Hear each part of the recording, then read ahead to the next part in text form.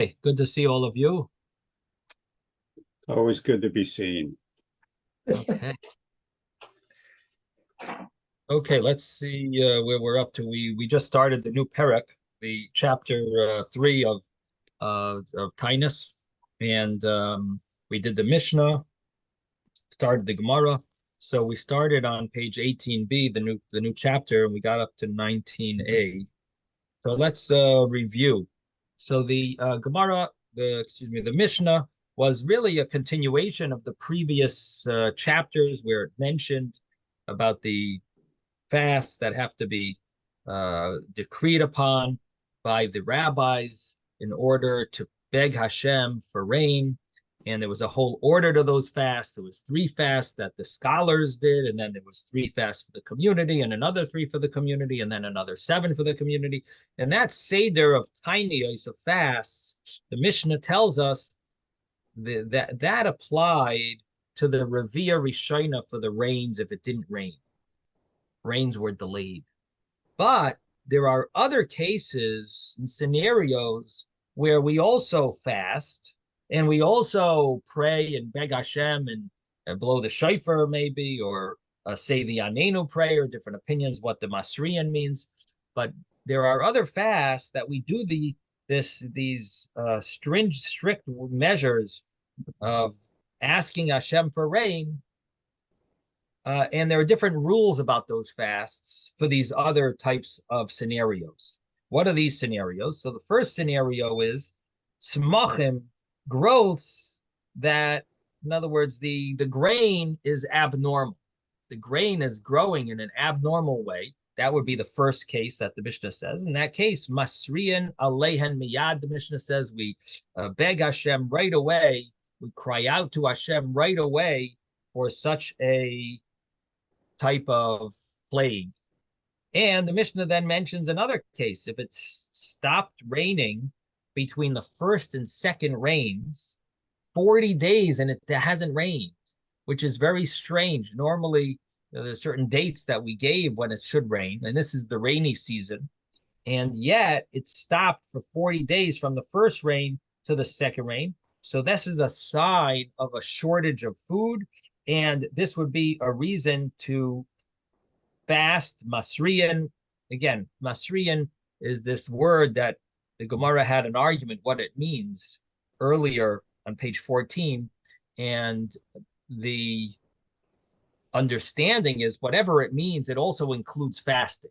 So it either means blowing the shofar or it means anenu.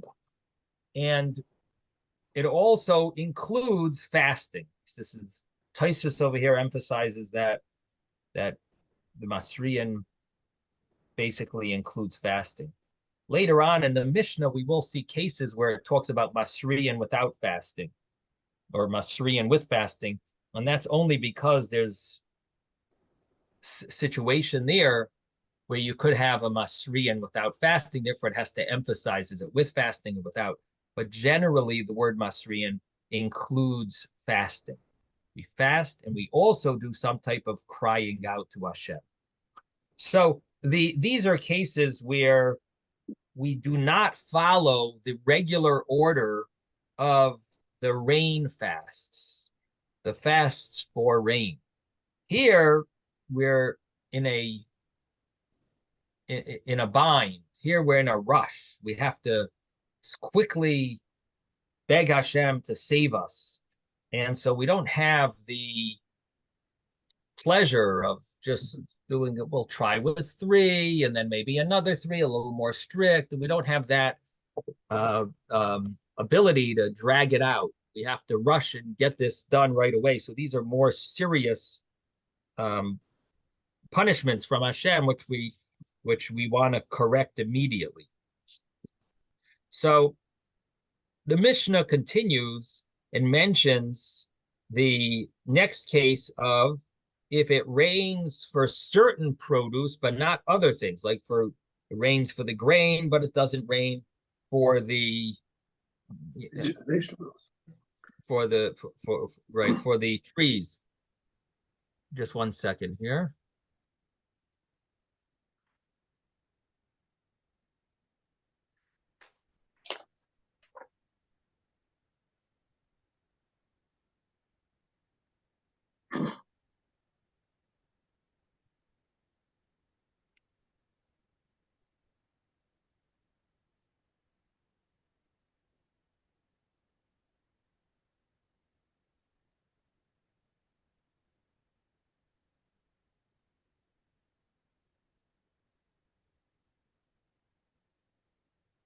Okay, sorry about that. That was a little urgent. So the Mishnah continues with the next case, and that is that the rain came for the trees, but it didn't come for the grain, or the rain came for the grain, didn't come for the trees or the produce. And then the next case is that, or it came for both, but it didn't come to fill the reservoirs of drinking water. And the reservoirs of drinking water, the Mishnah gives three types of locations where they would put the drinking water: a bar, which is like a round pit; a sichen is some type of a narrow ditch, and ma'arais is a cave that's covered. And all these three types of cases is where we really need the rain for people to have drinking water. And if it rains for the vegetation, but it doesn't rain drinking water, that's a big problem also. And so it's bayrais, shichen, and ma'arais, and we need rain for drinking water. So if it doesn't rain for that, masriyan alei miyad, we would cry out to Hashem immediately. V'chein, in the Mishnah also mentions a city that just one city it didn't rain on, but the other cities it rained on, and that's also a sign of a klala, of a curse.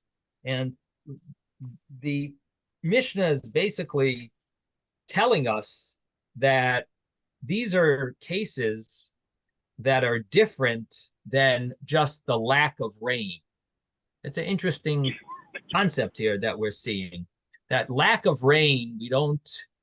It's not a compromise on a lack of rain, we don't automatically say, let's immediately jump into major prayers.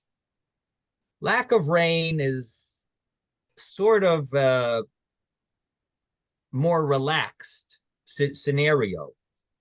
It's the Gemara, the Mishnah seems to understand it as maybe like it happens, it's natural, it's it didn't rain, okay. But these type of scenarios is like it's a clear sign from Hashem. Here it rained and here it didn't. That's a whole different story. That's a curse. That's a punishment. This is a serious punishment. We have to jump right on this situation and correct it. Hashem is angry. We have to calm Hashem down. This is like a more severe anger from Hashem. The Mishnah continues and says that what happens in such a scenario where one city has rain and the other cities don't.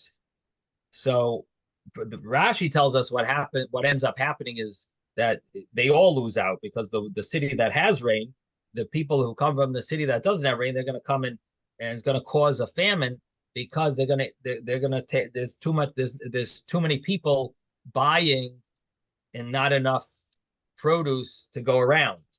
So they're both going to lose out. Now, the city that didn't get rain, they have to be misana and masras. They fast, and they also call out and cry out, and whatever that means, crying out with anenu, with shofar, but they fast and cry out. But the surrounding cities, they only do one of those. According to the first opinion, they fast, but they don't cry out. Rabbi Kiva says, no, they cry out, they don't fast. And then you have the same rule with regard to the next example. And that is a city that has a dever or a mapelas. A dever is a plague, or a mapelas is some type of problem where the houses are falling down. And the Rashi understands it to be maybe with hurricane winds. The Rambam says it has to do with like an earthquake, but buildings are falling down. So that type of issue, or a plague, which the Mishnah explains to mean that it's a city of 500 men or 500 soldiers, and 3 people died. Every 3 people died in 3 consecutive days. You have a person died each day, so you have 3 people died in 3 days, and that would be considered a dever, a plague. Now, of course, there was question. I don't know if you remember at the beginning of COVID, there was discussion amongst the rabbis: should we establish a fast day? But that was a plague, and I'm not sure if there was debate about it among the rabbis, because there probably, chances are, there are different opinions, but at least from the rabbinic authorities that I was familiar with at the time, they all said, no, you need to make sure to eat. They were even saying to eat on a fast day, because they felt that if a person is weak, they won't be able to fight off this terrible COVID, at least in the first wave, when it was such a bad strain of it. It was that was, but it was a discussion among the rabbis, and it was based on this Mishnah here on page 19 in Taanis. This is where the source of the concept of fasting for a dever, for a plague, fasting and crying out and so on. This would be the source. And our Mishnah tells us that a city that has a plague, that city, it fasts and it cries out. And the surrounding cities is an argument that they either fast and they don't cry out, or Rabbi Kiva says they cry out, they don't fast, the surrounding cities. But the city itself should be doing both. According to the Mishnah, it seems like they should be doing both, crying out and fasting. Now, I don't know if any of you heard or have any other information about the beginning of COVID. Had any remember any other opinions among the rabbis? But at least that was the what I'm familiar with. So the Mishnah continues and says that there are cases where even if you are not hit up with this type of a plague, nevertheless, if you find out that it's going around, you make sure to be masriyan in any place, even if it didn't affect your city. And this was a case of shidafite, which had to do with the grain. It's called, I think, blight. It's some type of a wind blast on the ruins the grain. It causes the dirt to dirty the grain. And then it talks about a case of Yerakoin. Now, Yerakoin, the simple understanding is it's also a type of plague that affects the grain, where the grain is mildewy or some type of a yellowish, becomes yellowish or so. But Rashi, interestingly enough, Rashi says that it's talking about a choili, which I think would probably mean hepatitis. There's a plague of hepatitis around, because Yerakoin is some type of yellowing, and anything to do with the liver, I think, causes the skin to get yellow. And but the commentaries are surprised, because it seems like we're talking about a plague of grain, not a plague of not a disease, epidemic or something that's going around for people. So and Rashi and Chumash doesn't use this term, doesn't translate it this way, Yerakoin.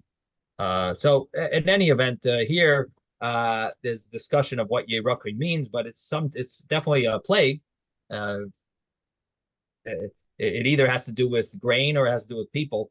That's a plague, and they would be masriyan in any place, even if you were not affected by it.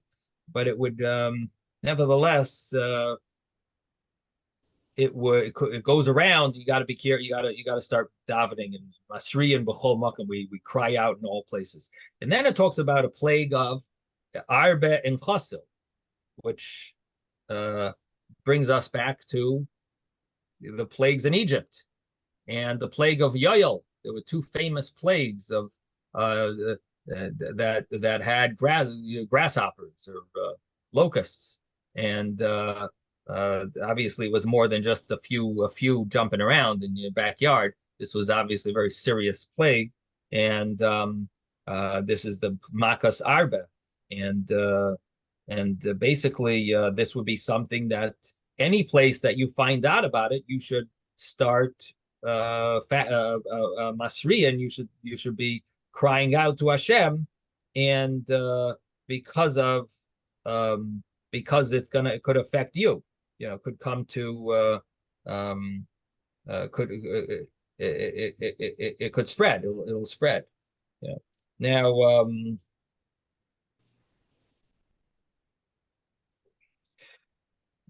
the Mishnah continues and says, another case would be chayara, wild animal, which we'll soon see a story about that.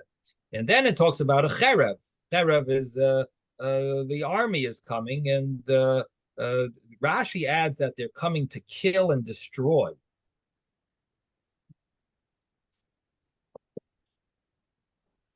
He understood it very well. What is that? He lived in a time when that was happening. He understood it very well. Right. But seemingly this applies that even if they're just passing through, that would be a reason to be Masri and to cry out to Hashem, even if they're peaceful. We'll see it in the Gemara. So it doesn't exactly mean that they're here to kill now. It means that maybe they're armed. They're going to be killing, and therefore, because there's the potential that even though they're passing through in a peaceful way, they're just going through to visit to fight somewhere else. Rashi sort of ends off that way. The chayolos that are going b'chol makom, they're going to be destroying in any place. They're not destroying here. They're here for peace. So they're here just to pass through. It reminds me of the story in the book of Kings about Yoshiyahu, when he didn't want to let the king of Egypt pass through his land because he said that's a plague. Even though they're not coming to fight us, Yoshiyahu HaMelech said, King Josiah, he said, I'm not letting him pass through. That's a plague. But Jeremiah told him that you should let him go through. But he didn't want to, because he felt this is a plague. This is one of the curses, to have, even if they're coming through peace, but they're passing through my land, that's already a negative thing. And he was wrong. He should have listened to the prophet, and he ended up dying. He paid for it with his life. But ultimately, this is here we see that it's considered a plague, even though they're not coming to fight now. They are going to be passing through, but still, that's a reason to already cry out to Hashem. It's a makkah. It's called a makkah mahalechas. It's a plague that is traveling. Now, the Mishnah then mentions a story that the elders came from Yerushalayim. They came from Yerushalayim to their cities, and they made a decree that we saw a little shidafai, a small amount of this wind blasts that's ruining the grain. How much did they see? An oven, the size of the opening of an oven. That's how much we saw it. They already made a decree. Where did they see it? In Ashkelon. But now, because in Ashkelon there was a little issue with shidafin, they decreed it in their cities, and made they decreed a fast. Now, the Mishnah then says they also decreed a fast for two wolves that ate two children in Avar Hayardin over the Transjordan. And Rabbi Yossi says, no, it wasn't. They ate, they saw, they were seen, and they were seen, and because of that, it's already a plague that the wild animals that are in residential neighborhoods. That's considered that's enough to make a decree, make a Taanis, a fast day. Now the Mishnah continues and says that there are certain things you're masriyan on Shabbos. And what that means, masriyan here, because it's talking about Shabbos, here it definitely means not with a shofar, but it means we cry out with the Anenu prayer. So on these, we cry out on Shabbos, and this is a city that's been sieged by Goyim, or a river a river that's overflowing, it's swelling, and it's going to be overflowing, a boat that's wavering in the sea, and it's being pulled apart, so to speak, from the rough sea and some type of storm. Rabbi Yossi says we don't cry out with the Anenu, we just cry for help. And Shimon HaTimni or HaTimani from Timnah, he was from a place called Timnah. Timnah was a place mentioned in Chumash with Yehuda and Tamar, right? So Shimon from Timnah, he said, even on a plague, we should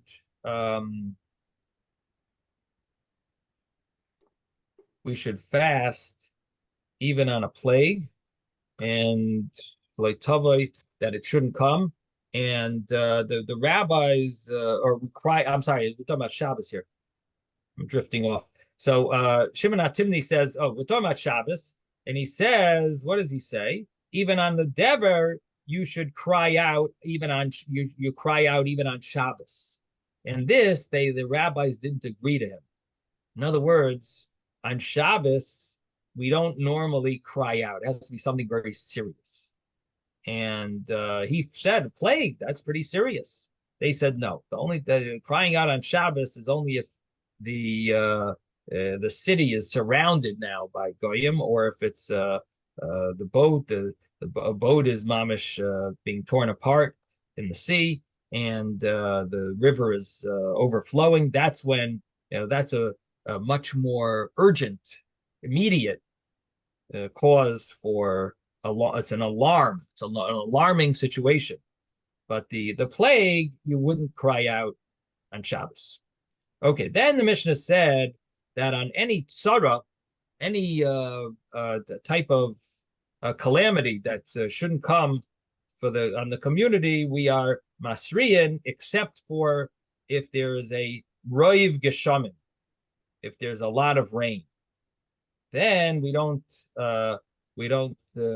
cry out to not to come. It brings a story of Chayne Maga, davened that they should rain, daven for the community. They told him, please daven for us. So he told them, okay, take in your ovens. They're going to get ruined if I'm going to daven. It's going to rain. Your ovens will get ruined. And he davened. It didn't rain.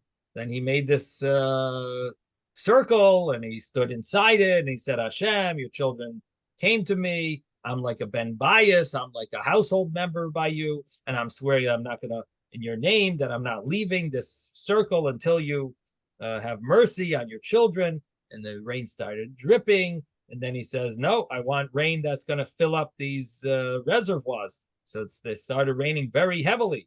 So he says, that's not what I want, gishmei bracha. And then it rained nicely.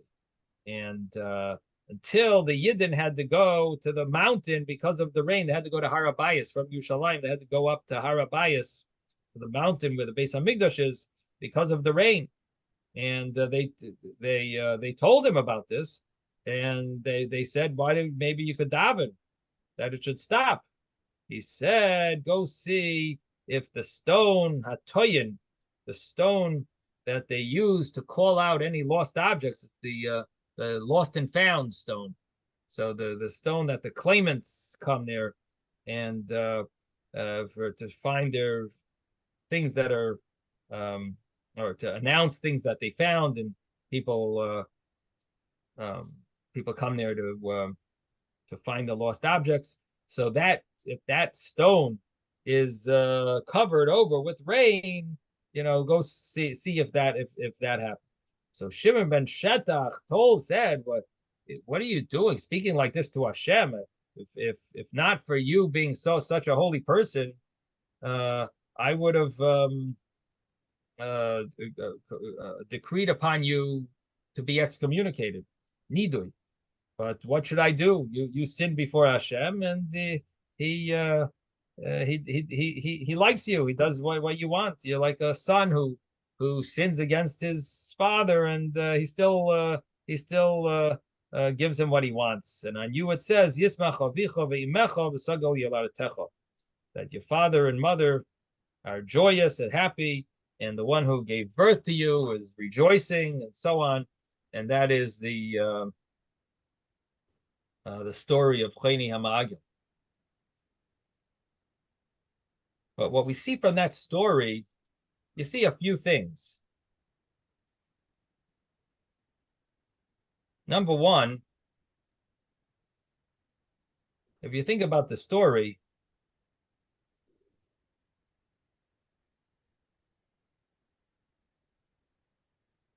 he told them to pull in their ovens. It seems to me that pulling in the ovens is an element of people showing that they trust, they believe that his prayer will work. In other words, they believe his blessing. They're showing that they believe, or they believe Hashem is going to. They have to really believe that it's going to happen. That the miracle from Hashem manifests itself when you truly believe that it's that it will happen. If you really have trust that Hashem can do it. And that actually, yes. You remember that story about there was a lack of rain, and the rabbi called the townspeople to come together for prayer for the rain. And when they all came, he looked at them and he said, "I'm sorry, but it's not going to work." And they asked why. He said, "Because none of you are carrying raincoats." Umbrella. So that's along the same lines, right? See, at least it's from a simple level. It looks like this story does show that. Yeah, thanks. That's a good story. I don't remember where I heard that. It definitely rings a bell. But yeah. So that's one thing we see from the story. And I guess the reason the Mishnah brings it is emphasizing that initially he did say it shouldn't rain, that I'm not looking for hurricane rain. I'm looking for normal, good blessing rain. So initially he said that I don't want rain that's going to be destructive. But when it rained a lot, he said that I can't daven for, because as long as that stone is not been covered over, or at least the wording in the Mishnah sounds like, as long as the stone hasn't been disintegrated in the rain, then I can't really pray for the rain to stop, which is continuation really of what the Mishnah had initially said, that you don't daven for too much rain. Then the Mishnah says the next case, and that is that the next case of the Mishnah was if they were fasting and it started raining. And this was also a very interesting law that we saw, because they accepted on themselves a fast, and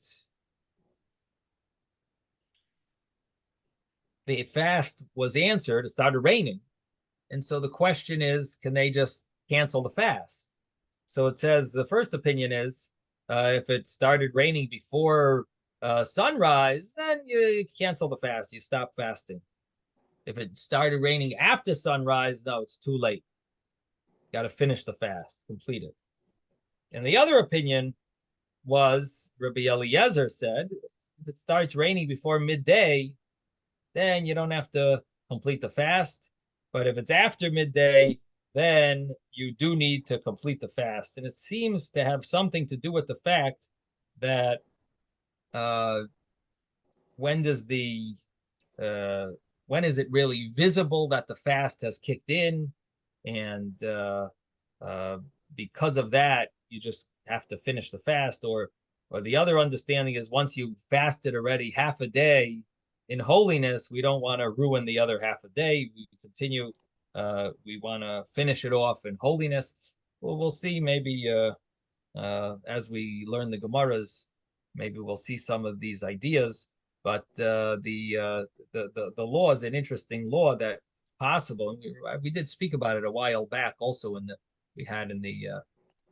Gemara about individual fasts and so on. Like how does it work? We spoke. I remember the Gemara was talking about if you have any need to substitute the fast for a different day, and that's where this came up. Substituting the fast, you accepted a fast on yourself, but possibly there are options here. Here, it's like you could even cancel it. Now, Reb Tarfon told them after the story of Reb Tarfon is in Lud, a story in Lud, they decreed a Taanis in Lud, and the rain came before midday. Reb Tarfon told them you can go and eat and drink and make a Yom Tov. They went, they left shul, they went out and ate and drank, and they made a Yom Tov. And then, as towards the afternoon, they came and recited the Hallel Hagadol. The Hallel Hagadol is that psalm in towards the end of the book of Tehillim that has Kili Olam Chastoi 26 times. It has Hoidul Hashem Ki Tov Kili Olam Chastoi, Hoidul Elokei Elokim Kili Olam Chastoi, and all of those Kili Olam Chastoi, which we say in Shabbos davening. I think even Ashkenaz says it. I know Sfard and Lubavitch say it. I think it's yeah, we say universal. Everyone says it. We say it. Yeah. Yeah. So but we also say it Pesach night. You say it Pesach night? Hallel Hagadol? Also, yeah. You mean in the Seder, not in Shul. In the Seder. In the Seder, yeah. Oh, okay, yeah. That's universal. That's also more comparable because it's for a particular miracle. Right. So, and the Mishnah talks about they ate and drank, and then later they said the Hallel Hagadol. Why did they just say Hallel Hagadol now? So the Gemara will explain. We'll see in the Gemara that you say Hallel Hagadol on when you're happy. You have to eat something. So you ate, then if you're fasting, you can't really say Hallel Hagadol. We'll see in the Gemara. Okay. Now the Gemara, we started a little piece of the Gemara. The Gemara says that the Seder of Taanis that it says in the Revi'ah Rishona was the beginning of our Mishnah, and the Mishnah implied, and it used the words Revi'ah Rishona, the first rain. But that's not exactly so, the Gemara asks, because what do you mean the first rains? If it doesn't rain the first rains, we don't start fasting. That's not the order of fast. If it messes up on the first rain, it's there's 3 early rains, and the Gemara says we have a brisa that says Revi'ah Rishona and Shniya is about the first and second rains have to do with asking Hashem for rain. The third one is when you start fasting. So the order of fast is not connected really to the first rain. It's more connected to the third rain. And that's or at least we find a source for that. And that's a contradiction to our Mishnah, which seems like it's connected to the first rain. Rabbi Huda says that no, it didn't mean that. It means the first, second, and third. It just seems to be the wording was not so precise. And it means the earlier rains, or the first rains, not the first rain it's specifically. Anyway, if it doesn't rain by the third one, then that's when you start fasting.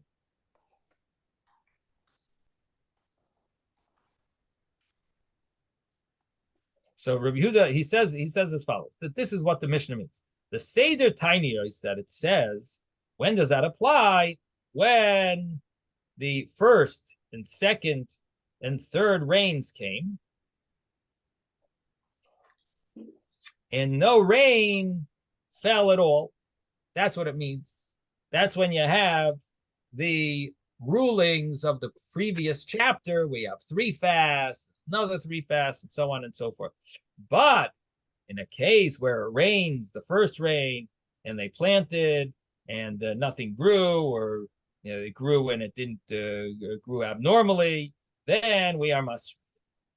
Then Rav Nachman says that davka nishtanu aval yavshu loy.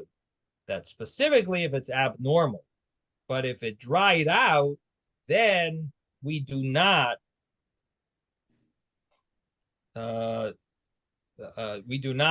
cry out to Hashem because it's too late. It's like after you burnt something, you can't daven that it shouldn't be burned.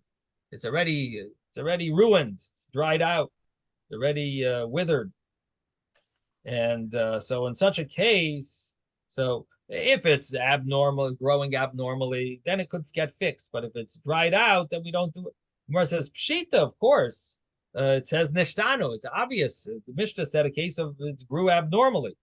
But if it's dried out, obviously you're not going to daven for it to get better. It's not like a wound that heals. This is something the grain is dried. It's dried out. So my answer is that like tzricha da akun, that no, that we're not talking about the regular case, we're talking about that it actually started growing a little more. So nevertheless,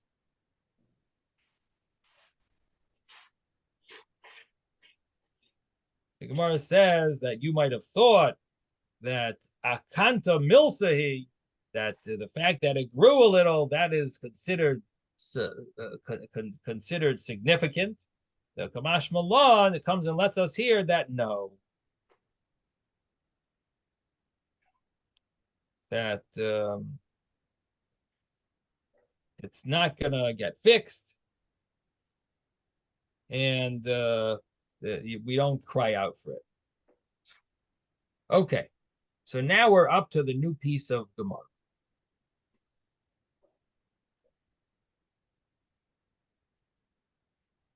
The new piece of Gemara is V'chein shapasku geshamim ben geshem legeshem. This is 2 lines up from the bottom of the page. We're on page 19a, and if you're in the art scroll, it's 19a4. So the Mishnah said if rain stopped between the first and second rains, 40 days. Let me mute everyone here. So if it stopped raining between the first and second rains, so then it says that, what did the Mishnah say?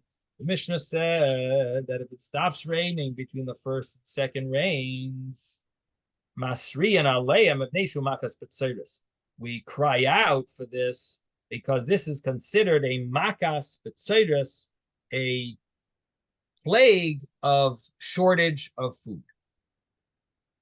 So the Gemara says, "My makas b'tzeiras." What does it mean? It's a plague of a shortage of food. It doesn't seem to be a shortage of food just because it didn't rain now. There's no shortage yet. It's when it's supposed to be harvested is a shortage. So the Amar Rabbi Yehuda Amar Rav Maka Hamavili Devatzeres. It's a plague that will lead to. It's not that it has already caused a shortage of food. It will lead to a shortage of